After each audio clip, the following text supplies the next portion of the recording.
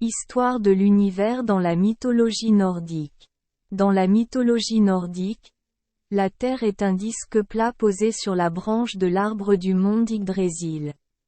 Asgard le centre du disque plat, où vivent les dieux. La seule route menant à Asgard est le pont arc-en-ciel, ou pont Bifrost. Les géants vivent à Jotunheimr, qui signifie « pays des géants ». Les morts se rendirent dans un endroit froid et sombre appelé Niflheim, dirigé par elle, la fille de Loki. Quelque part au sud se trouve la région enflammée de Muspelheim, où vivent les géants du feu. D'autres terres surnaturelles sont Alfheim, royaume des elfes blancs, Svartalfheim, royaume des elfes noirs, Nidavellir, royaume des nains. Entre Asgard et Niflheim se trouve Midgard, ou Terre du Milieu, où vivent les humains. Loki est l'une des entités puissantes du royaume d'Asgard et est vénéré comme un dieu. Est le frère cadet de Thor et Loki est le père de Nari et Ali. Mais aussi père de trois monstres, le démon loup Fenrir, le serpent Jormungandr et la déesse de la mort El. Loki est l'une des entités puissantes du royaume d'Asgard et est vénéré comme un dieu. Odin, autrefois dirigeant des dieux d'Asgard, mène son peuple dans une guerre contre leurs ennemis, les géants des glaces de Jotunheim, l'un des 9 mondes de l'arbre du monde. Lofé, roi des géants des glaces, fut tué au combat et les géants furent vaincus. En examinant leur butin, les Asgards découvrirent un nouveau-né de la taille des autres bébés asgardiens dans la forteresse principale des géants. Ce nouveau-né était Loki. Loki était caché par son père Lofé parce qu'il avait honte de la petite taille de son fils. Odin s'est souvenu des conseils de son père avant sa mort. Alors il a permis à Loki de rejoindre sa famille et a élevé Loki comme son propre enfant avec son fils biologique Thor. Depuis qu'il est enfant, Loki est extrêmement irrité par le fait qu'Odin et les autres Asgardiens aiment davantage Thor parce qu'il a des qualités nobles et qu'il est excellent à tout point de vue.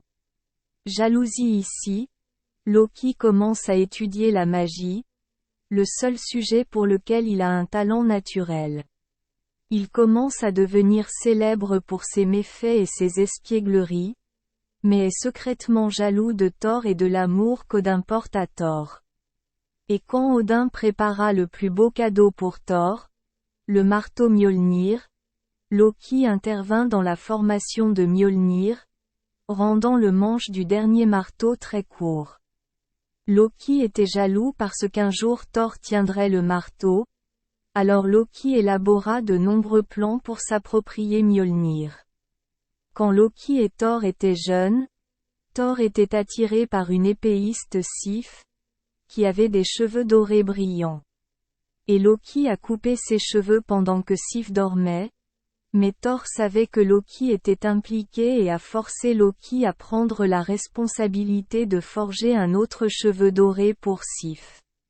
Loki a demandé aux 2 trolls Brok et Eitri de forger une autre coiffure pour Sif. Mais Loki n'a rien payé aux 2 trolls. Alors ils ont décidé de forger les cheveux à partir de rien du tout, rendant les cheveux noirs comme la nuit. Mais Thor aime toujours Sif même si elle n'a plus les cheveux dorés, reconnaissant le comportement fou de Loki. Lorsqu'il était jeune, Thor et Loki partaient parfois en expédition ensemble. Malgré cela, Loki trouve toujours des moyens d'obtenir un avantage sur son frère. Loki aidait aussi, souvent sa famille Asgard. Lorsque Loki apprend que la sorcière Karnia, reine des êtres magiques connue sous le nom de Norn, complote pour attaquer Asgard, Loki décline son invitation à rejoindre ses forces et à la place, il va avertir le peuple d'Asgard du complot de Karnia. Plus tard, Loki et Karnia sont devenus alliés, mais l'amour de Karnia pour Balder, un ami de Thor et l'ennemi de Loki, a empêché Karnia de soutenir Loki. L'opposition est un élément important de la vision de l'univers de la mythologie nordique. Par exemple, le monde est fait de glace et de feu. Voire plus. Merci les enfants des Esperluette Croisillon 39. Avoir écouté des contes de fées au jour Esperluette Croisillon 39. Oui. Espérons que les histoires apporteront aux enfants des moments heureux et significatifs.